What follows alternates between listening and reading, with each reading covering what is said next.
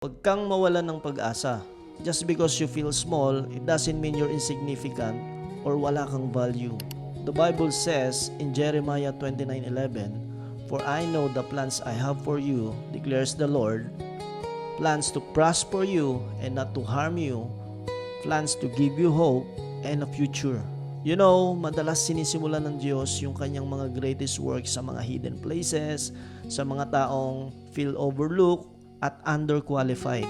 Small beginnings are not sign of weakness. They're a sign of preparation. You know, in the Bible, sa panahon ni King Saul, when trouble comes sa Israel, everyone is very afraid of Goliath. Now, here comes David. He volunteered himself. This guy is just a shepherd boy. No armor, no title, no audience, but every day of his life, pasturing his sheep.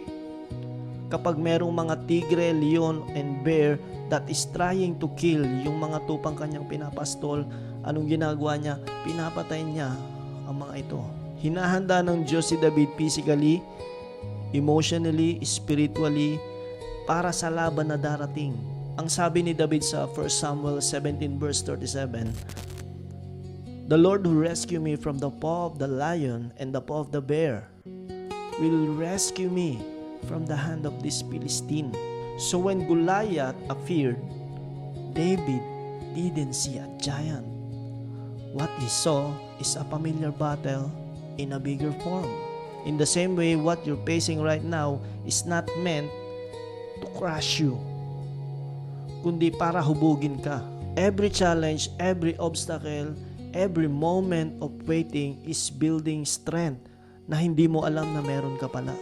God is teaching us patience when we are impatient. Katapangan kapag tayo ay natatakot. And faith when you feel like giving up. You know what seems hard, confusing, or unfair is actually a rehearsal for the victory that is coming. Isang araw, babalikan mo yung moment na to at marirealize mo that these trials were not setbacks, they were setups. You know, right now you may feel like you're just a shepherd, maliit lang, unseen, parang walang value, or you're not worthy of anything. Remember this, every struggle, every tear, every moment of obedience is a spark God is using to ignite your greatness. So one day, when your Goliath comes, hindi ka natatakbo, hindi ka na magdududa, at hindi ka na matatakot. You will stand and your victory will shout what your quiet faith has been whispering all along.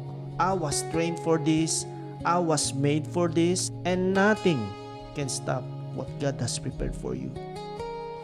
God bless.